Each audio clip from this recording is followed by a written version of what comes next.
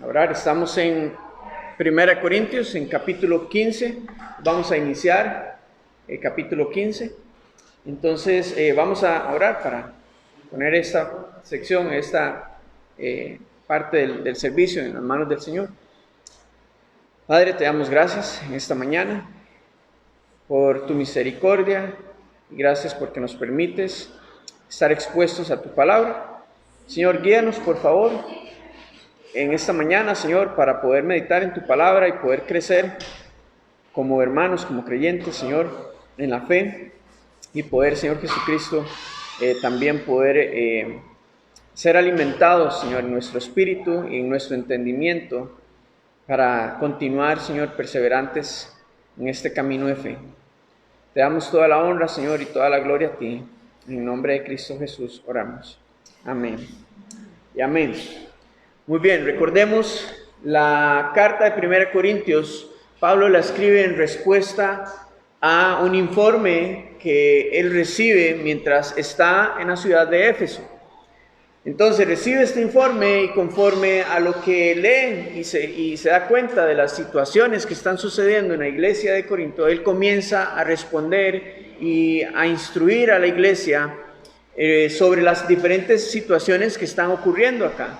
Entonces, parte de esto, Pablo va a usar o va a implementar tres áreas en las que se va a enfocar en cada uno de los temas. Y esto es la exhortación, la corrección y luego la instrucción, o sea, cómo poder aplicar para solucionar las problemáticas en la iglesia. Recién acabamos de terminar de estudiar el capítulo 12, 13 y 14 sobre los dones espirituales, donde Pablo primeramente exhorta a la iglesia a salir de la ignorancia de cómo es que se manifiestan los dones espirituales, y aquellos que no creían, pues para que puedan creer en que verdaderamente el Señor obra a través de los dones espirituales. Luego corrige, llevándolos por una línea en cómo es que verdaderamente se usan y cuál es su propósito real. Y finalmente instruye en cómo poder aplicarlo, cómo deben de aplicarse dentro de la iglesia. Así que, continuando con esto, en capítulo 15, Pablo va a utilizar la misma fórmula. Va a exhortar, va a corregir y va a instruir a la iglesia. Pero ahora sobre el tema de la resurrección, la doctrina de la resurrección. ¿Por qué es que Pablo va a tocar ese tema? Porque dentro de la iglesia, no estamos hablando de los no creyentes, sino dentro de la iglesia, habían cristianos que estaban confundidos y otros estaban escépticos respecto a la resurrección de nuestro Señor Jesucristo. Y esto es algo muy importante y peligroso también, porque la resurrección es uno de los pilares de nuestra fe cristiana. A ver, el Evangelio se compone de tres aspectos: la muerte, sepultura y resurrección de Cristo. No podemos predicar solamente acerca de la muerte, porque esto no daría o no se diferenciaría en comparación a otros fundadores o precursores de otras religiones. Porque todos murieron, todos hicieron sus obras, ya sea de bienestar, de buenas intenciones, etc. Pero lo que va a marcar la diferencia respecto a Jesucristo es su resurrección. Porque la resurrección es el sello de toda su obra salvadora.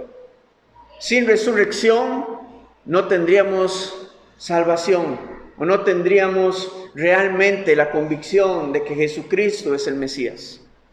Y por eso es importante que Pablo comience a desarrollar este tema con los cristianos de la iglesia, porque de lo contrario han estado creyendo en vano. Entonces necesitan ser instruidos respecto a su manera de pensar, y por eso Pablo va a desarrollar este capítulo, que es un capítulo de doctrina bíblica, doctrina de la fe. Y esto nos va a ayudar a nosotros también a cimentar y a fortalecer nuestros fundamentos de la fe. Y gloria a Dios por los problemas que habían en esta iglesia, porque esto nos ayuda a nosotros hoy a poder ser instruidos en la palabra y poder tener herramientas en cómo poder defender nuestra fe. Ahora vamos al contexto del por qué muchos dudaban y estaban escépticos. Para los griegos, la resurrección era algo inaudito, era algo impensable. Ellos odiaban la idea de la resurrección entre los muertos. Tanto así que cuando Pablo en el libro de Hechos está en su segundo viaje en la ciudad de Atenas, precisamente antes de venir a la ciudad de Corinto, él está predicando acerca del Dios no conocido. Y entonces dentro de las personas que están escuchándolo lo invitan a venir al Areópago, que era una de las plataformas en Grecia en donde se reunían los principales pensadores, filósofos griegos de la época. Y Pablo está en este lugar, está hablándoles, está predicando acerca de Jesucristo, de su muerte, de sus obras, de su ministerio, pero cuando llega a hablar acerca de la resurrección entre los muertos, uno le dice, después te escucharemos más acerca de eso.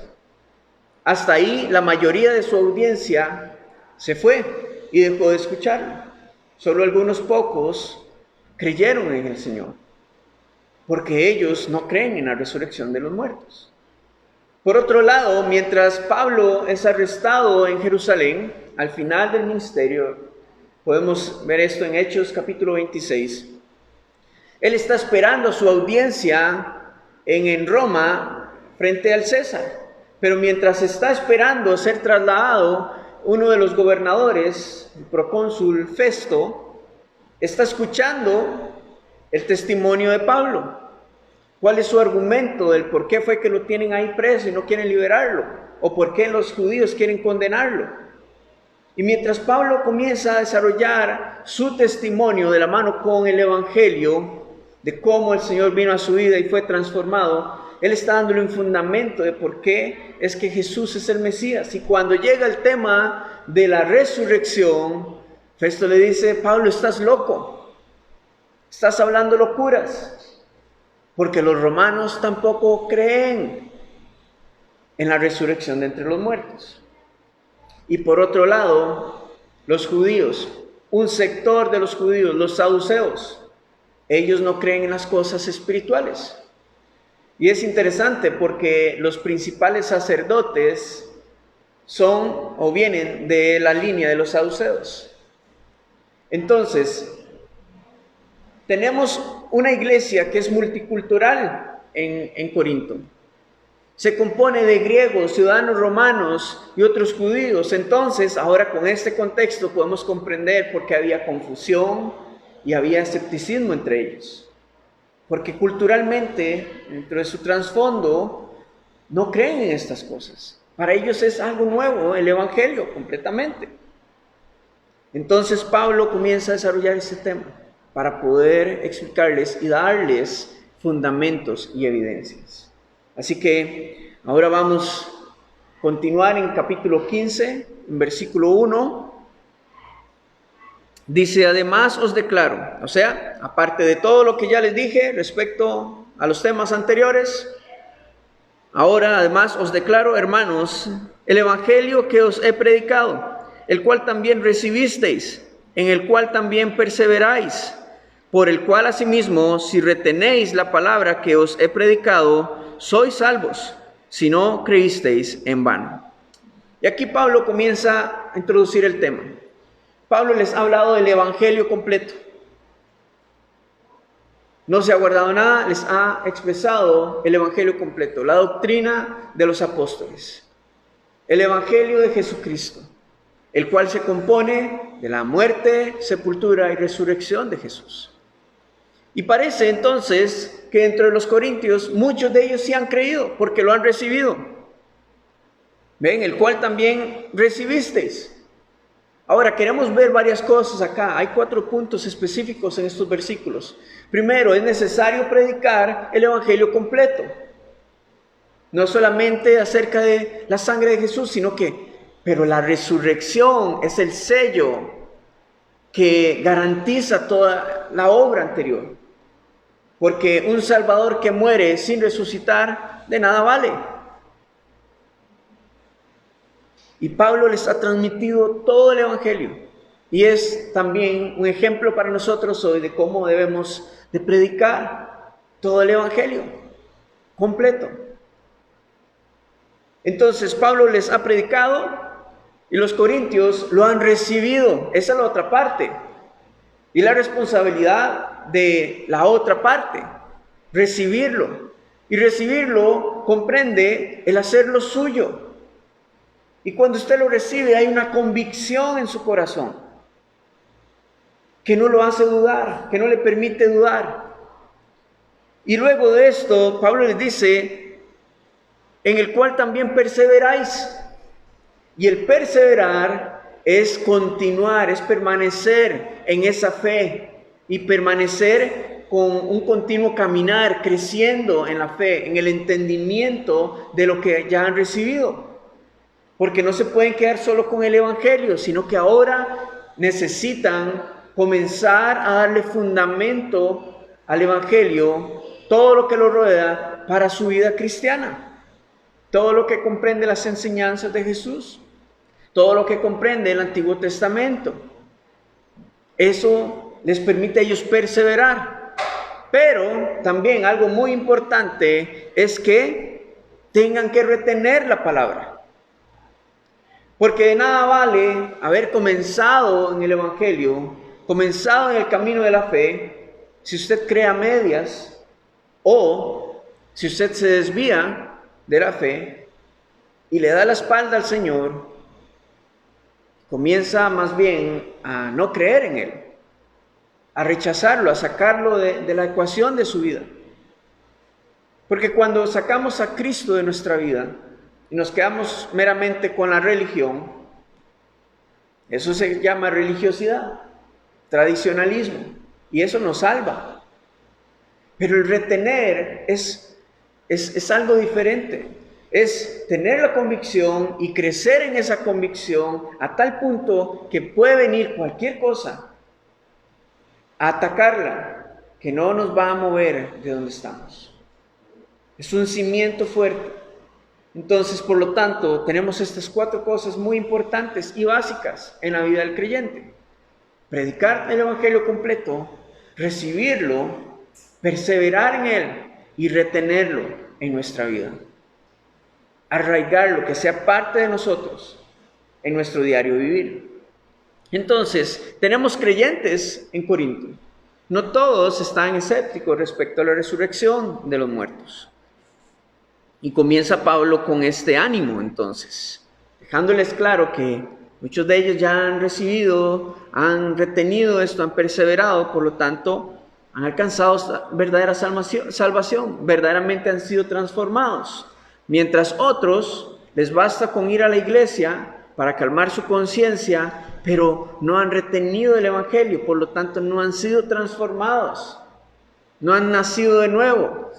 Y entonces han creído en vano. Versículo 3. Y aquí Pablo comienza a dar los argumentos de la evidencia de que Cristo verdaderamente ha resucitado. Porque primeramente os he enseñado lo que asimismo recibí, que Cristo murió por nuestros pecados, conforme a las Escrituras, y que fue sepultado y que resucitó al tercer día, conforme a las Escrituras. Entonces, Pablo comienza a darle un fundamento, ya no es solamente sus palabras, sino que hay un fundamento del cual nos habla acerca de la muerte, sepultura y resurrección de Cristo. Y se respalda en el Antiguo Testamento. En Isaías capítulo 52, al final del 52, capítulo 53, nos habla acerca de la profecía sobre el Mesías, sobre el siervo sufriente. Y relata, y si usted va paso a paso, usted va a ver reflejado, paralelo a la vida de Jesús, cómo se van cumpliendo cada una de estas palabras en él. En el Salmo, también capítulo 16, versículo 10, el salmista habla de que su alma no será dejada en el Seol, ni que el Señor permitirá que su santo vea corrupción. Y no está hablando acerca de sí mismo David, porque él murió. y no resucitó, sino que estaba refiriéndose al Mesías. Estaba previendo lo que va a suceder con alguien que venía de su linaje, eventualmente. Y esto se cumple en Jesús, quien descendió a las profundidades de la tierra para traer libertad del Hades a aquellos que estaban antes de Jesús, que estaban en ese tiempo, en ese lugar, en donde se suponía que estaban esperando a ser salvados. Pero Cristo descendió, según nos dice Primera de Pedro, descendió a lo profundo para traer libertad a los creyentes y condenación a los que no creyeron en Él, en el Antiguo Testamento. Y por lo tanto, resucitó. En el Salmo capítulo 22 también tenemos otro ejemplo acerca de lo que iba a suceder mientras Él estaba en la cruz. Resulta que los soldados comenzaron a jugar y a echar suerte sobre sus vestidos. Y David escribe acerca de esto. Entonces, de nuevo, se cumplen las escrituras en Jesús. En el libro de Jonás, ¿qué sucedió? Jonás durante 3 días y 3 noches pasó en el vientre de un pez, en la profundidad, en medio de la oscuridad. Y luego fue devuelto sano y salvo a tierra. Y esto es una tipología de lo que iba a suceder con el Hijo de Dios, que 3 días estaría en la oscuridad, en la sepultura, y luego eventualmente iba a resucitar. Entonces ya está anunciado desde antes. Y yéndonos más atrás todavía, Génesis, en la historia de Abraham con su hijo Isaac. Dios le pide a Isaac, su hijo unigénito, y es interesante porque recordemos que Abraham tuvo otro hijo, pero que no era de la promesa, era según la carne. Pero el hijo de la promesa era su hijo unigénito, Isaac. Y el Señor se lo pide para entregarlo en sacrificio, y Él le dice, vaya, y yo le voy a mostrar en dónde tienen que levantar el altar para el sacrificio. Y durante 3 días, nos dice Hebreos 11, de manera figurativa, para Abraham, Isaac estaba muerto, porque iba camino a ser sacrificado. Pero también nos dice que de manera figurativa fue resucitado entre los muertos, porque en el momento en el que Abraham va a sacrificar a Isaac, el Señor no le permitió hacerle daño al muchacho. ¿Y sabe hasta dónde lo guió el Señor? Hasta el monte Moriah, lugar en donde miles de años después va a estar ubicado el Gólgota. Entonces, todo está conectado en la Escritura. Y Pablo está respaldando la historia y las profecías para que todos puedan ver que en Jesús se cumplía cada una de estas palabras. Y precisamente alrededor de 500 profecías anunciadas en el Antiguo Testamento se cumplen en nuestro Señor Jesucristo. Si solamente una es sumamente imposible para el ser humano, ahora alrededor de 500 no hay duda. Entonces, este es el respaldo de Pablo, este es el fundamento.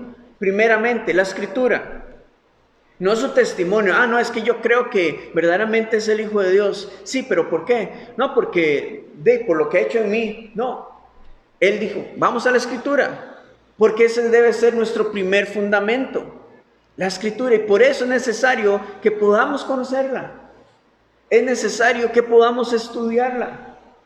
Porque aquí podríamos pasar semanas leyendo, analizando y evidenciando que en el Antiguo Testamento nos guía y dirige nuestra mirada hacia Jesús. Pero es necesario que todos ahondemos en la Escritura para que esto podamos respaldarlo. Eventualmente, después de darles el fundamento en la Escritura, la evidencia de la Escritura, Pablo continúa y dice, versículo 5, y que apareció a Cefas, y después a los 12, después apareció a más de 500 hermanos a la vez, de los cuales muchos viven aún, y otros ya duermen. Después apareció a Jacobo, después a todos los apóstoles, y al último de todos, como un abortivo, me apareció a mí. Pablo ahora, después de la Escritura, viene a la evidencia ocular. Esto es como una investigación. Y Pablo se dedicó a esto, a escudriñar la palabra, pero también a fundamentarla con testigos presenciales y oculares de la resurrección, lo cual es necesario. Y recuerden, en el libro de Hechos, cuando van a rellenar la vacante que quedaba de los apóstoles, uno de los requisitos primordiales para los que iban a ser elegidos para ver cuál iba a reemplazar a Judas Iscariote, era que tenía que haber tenido o haber caminado con Jesús durante su ministerio y haber presenciado la resurrección de entre los muertos del Señor. Porque era necesario, de esto iban a ser testigos. Porque de nuevo la resurrección es lo que sella la obra salvadora de Jesús. Su resurrección. Así que en Lucas capítulo 24 nos habla acerca de los dos discípulos que van camino a Emaús y ellos están compartiéndole lo que había sucedido en esos días a un extranjero, que en realidad era Jesús resucitado. Y parte de lo que comparten es los rumores de que a Pedro ya le había aparecido, lo cual Pablo respalda acá. Y luego dice que también a los 12, porque en Juan capítulo 20 nos dice que todos los discípulos estaban reunidos en un lugar, encerrados, porque habían huido, estaban con temor de ser descubiertos, de ser capturados. Y en medio de la habitación el Señor le aparece y les muestra sus cicatrices, sus heridas, su costado. Y esto para que ellos pudieran ver que realmente Él estaba ahí presente en carne y hueso. Y entonces los discípulos se ven asombrados. Y ahí mismo con Tomás tiene un encuentro personal increíble. Porque Tomás estaba incrédulo de si verdaderamente el Señor había resucitado. Hasta que el Señor le dice, Tomás, ven, mete tu mano en mi costado. Entonces, tenemos otra evidencia. Los discípulos que estaban ahí reunidos. Y ahí mismo el Señor los encomienda y les imparte el Espíritu Santo a cada uno de ellos. Luego nos dice la Escritura, versículo 6, después apareció a más de 500 hermanos a la vez, de los cuales muchos viven aún y otros ya duermen. Como diciendo Pablo, si no me creen, hay muchos que aún están vivos, vayan y pregúnteles. Para que se den cuenta que ellos que estuvieron ahí, porque Pablo no estuvo en los 40 días en los que el Señor estuvo con los discípulos después de la resurrección, hasta la ascensión. Pablo les dice, vaya, pregúntenles. Muchos de ellos ya murieron, pero aún hay otros que siguen vivos. Y es que veamos el escenario. Capturan a Jesús, sus discípulos se dispersan por todo lado, por temor, huyen. Y entre los discípulos, no solo estamos hablando de los 12 apóstoles, bueno, de los 11, porque sabemos que ya Judas había huido, pero para terminar con su vida, sino que estamos hablando de todos los seguidores, no solo de los apóstoles, huyen, se dispersan por temor a ser capturados.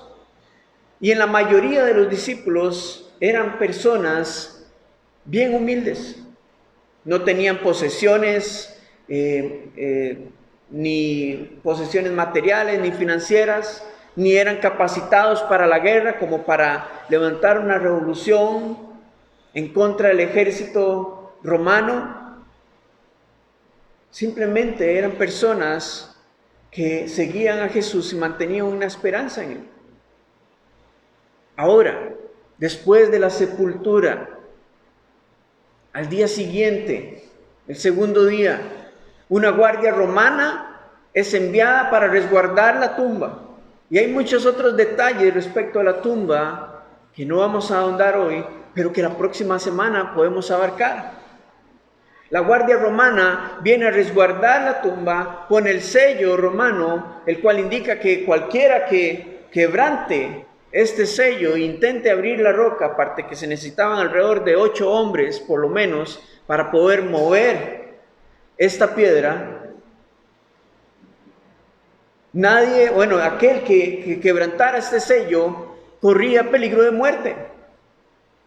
Pero la guardia romana, al tercer día de estar ahí, Jesús en la tumba, o el cuerpo de Jesús en la tumba, ellos corren espantados por lo que sucede. La roca es removida, el Señor ha resucitado y ellos simplemente ven un resplandor, sienten un temblor, huyen espantados de ahí, de ese lugar, y luego comienzan los rumores de que la tumba está vacía. Las mujeres que venían a ungir el cuerpo se dan cuenta que está vacía, corren con el mensaje de que el Señor ha resucitado, y entonces Juan y Pedro vienen a la tumba y lo que se encuentran son los lienzos con el que el cuerpo ha sido envuelto según la tradición, y el sudario que estaba en su cabeza, sí, están completamente intactos. No están rotos, ni desgarrados, ni cortados. Están tal como lo habían dejado, pero esta vez sin cuerpo, como si se hubiese disipado. Y es precisamente eso lo que evidencia para Juan el hecho de que Jesús había resucitado. Porque no había manera en cómo sacar el cuerpo y dejar todos los lienzos intactos. Y están ahí. Eso es lo que encuentran en la tumba. Y después de este momento comienzan las apariciones que estamos viendo acá. Ahora, la escritura en los evangelios no nos detalla en qué momento fue precisamente en el que el Señor se presenta a más de 500 personas.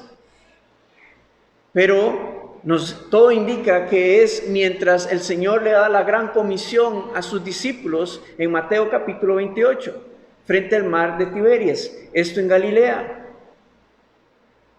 Y a ver, en cualquier tribunal del mundo, 500 personas que vengan a testificar acerca de un crimen es una prueba suficiente, contundente, y no hay duda para poder condenar al criminal.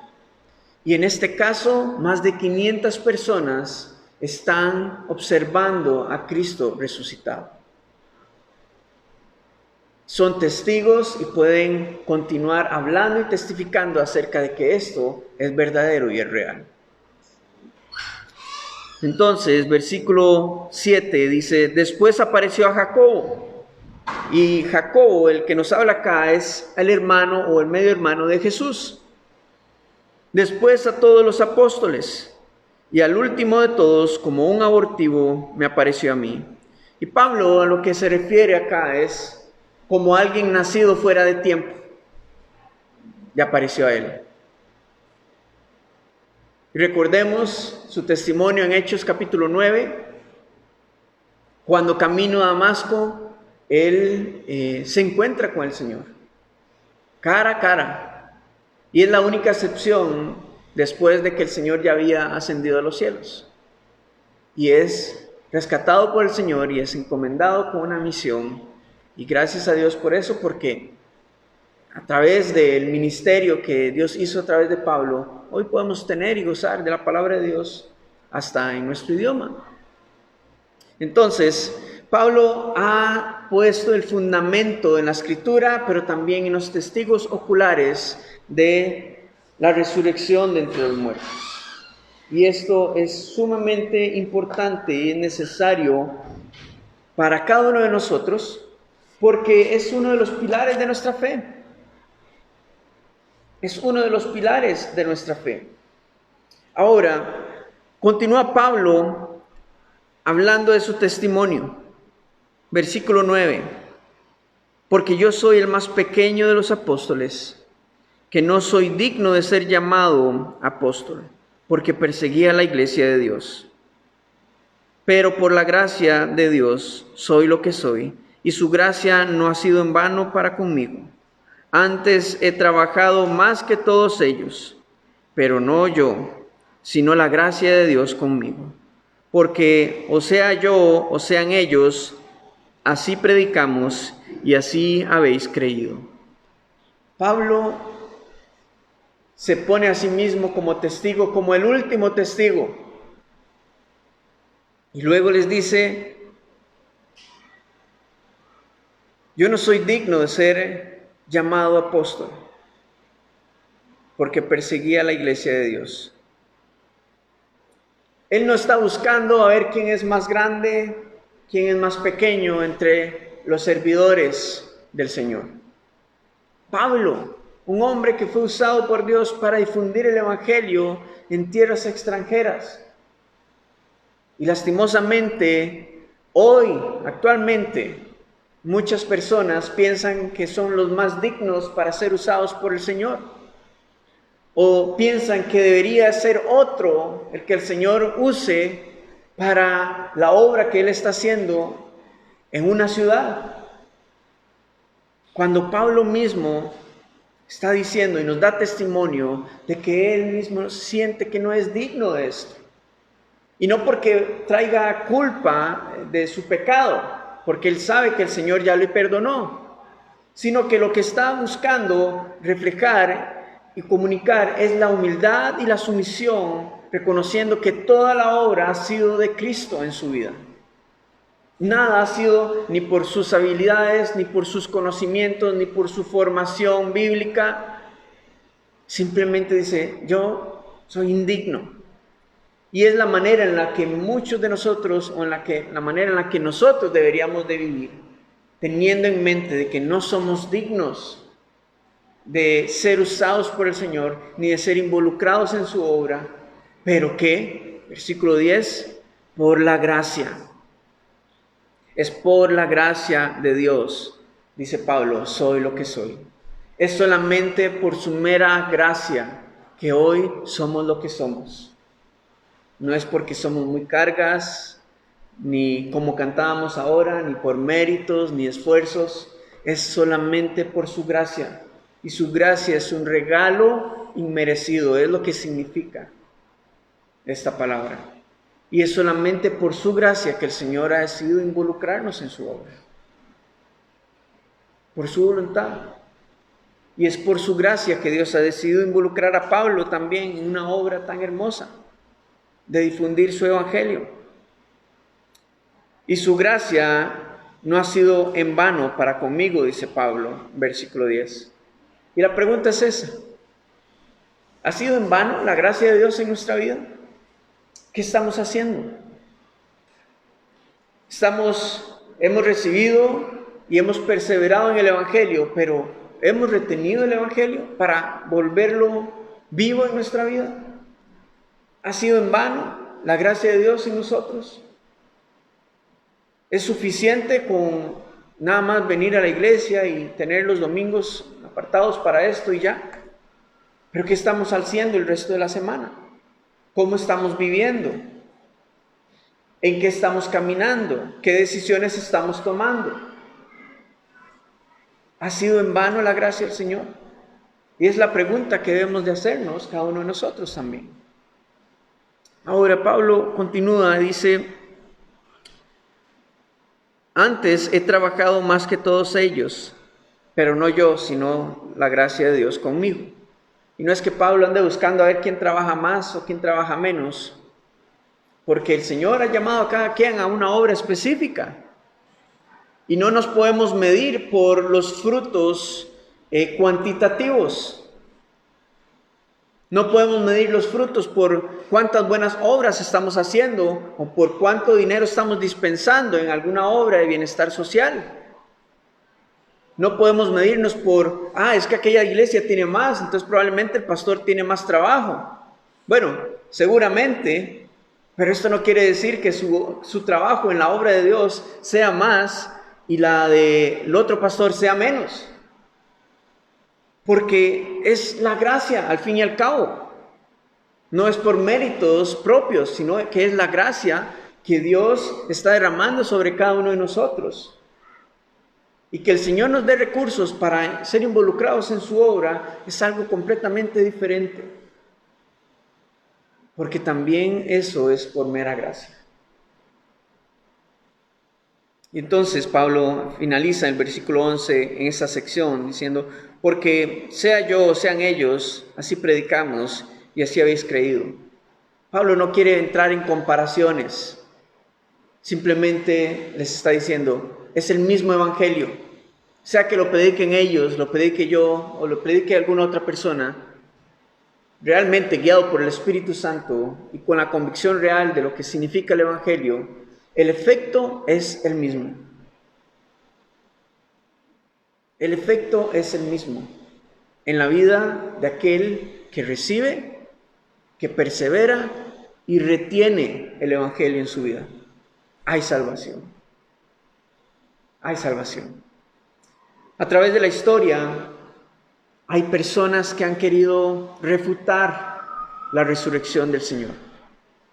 Y nos remontamos al tiempo inmediato en cuando la guardia romana llegó con el aviso a los sacerdotes y a los principales religiosos de la época. Les dijeron, digan que se lo robaron. Y cualquier cosa, si viene el procónsul a buscarlos a ustedes, nosotros vamos a dar la cara por ustedes. Porque ellos corrían muerte también, peligro de muerte. Era un golpe increíble al honor y a la fama del Imperio Romano. El que unos pescadores hayan llevado o hayan entrado a la tumba y robado el cuerpo era algo tonto de pensar, porque se tuvieron que haber enfrentado a hombres de guerra preparados para matar. Y hasta el día de hoy, ni en la antigüedad ni en la actualidad se ha podido refutar la resurrección del Señor. No hay evidencias que hayan podido refutar la resurrección de Jesucristo.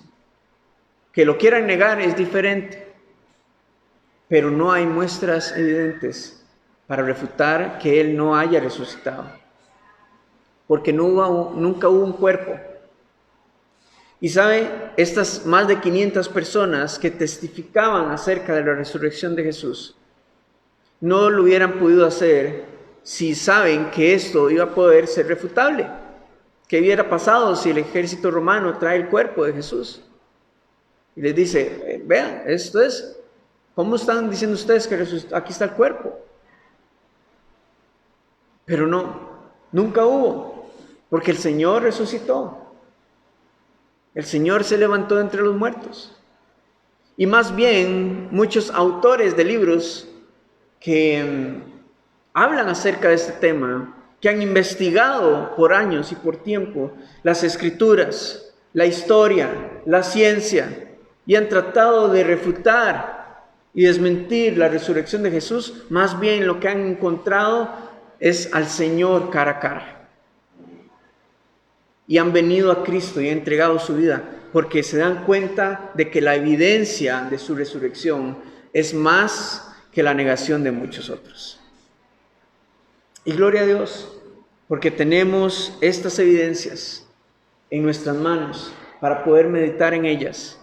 Y hay libros que después puedo recomendarles donde hay información más detallada de investigaciones sobre la resurrección del Señor. Así que, hermanos, yo los animo esta mañana a que podamos meditar en esto, retener el Evangelio. Si vamos a enseñar, enseñémoslo completo y tengamos la evidencia clara y el fundamento de cómo plantear de que el Señor verdaderamente ha resucitado. Porque esto es lo que sella la obra salvadora del Señor. Y es la esperanza eterna que nos da de un futuro glorioso junto a nuestro Padre. Amén. Padre, te damos gracias en esta mañana por tu palabra. Gracias porque eres tú, Señor, el que ha hecho toda la obra. Nosotros solamente somos instrumentos tuyos para que tú, Señor, hagas conforme a tu voluntad. Gracias, Señor, por tu palabra que es eficaz y es útil, Señor, para instruir, para exhortar, Señor, para destruir argumentos en nuestra mente y nuestro corazón. Y gracias porque puede cortar la profundidad de nuestra vida para traernos a convicción acerca de quién tú eres. Padre, gracias de verdad por tu palabra y que en esta mañana cada uno de nosotros, Señor, podamos salir de este lugar con la convicción más firme, Señor, de que tú te has levantado entre los muertos, de que tú vives hoy. Vives no solamente en nuestro corazón, Señor, sino a la diestra del Padre. Guíanos, por favor, en este camino de fe y ayúdanos, Señor, a ser continuamente equipados, Señor, por tu palabra y por tu Espíritu, para toda buena obra, Señor, para predicar tu evangelio completo, Señor, y para enseñar tu palabra completa también, Señor. Y no basarnos en mensajes motivacionales, sino ir a lo esencial, a lo que verdaderamente transforma, que es tu palabra, Señor, que es tu evangelio, Señor. Te damos la honra y la gloria a ti. En el nombre de Cristo Jesús oramos. Amén y amén.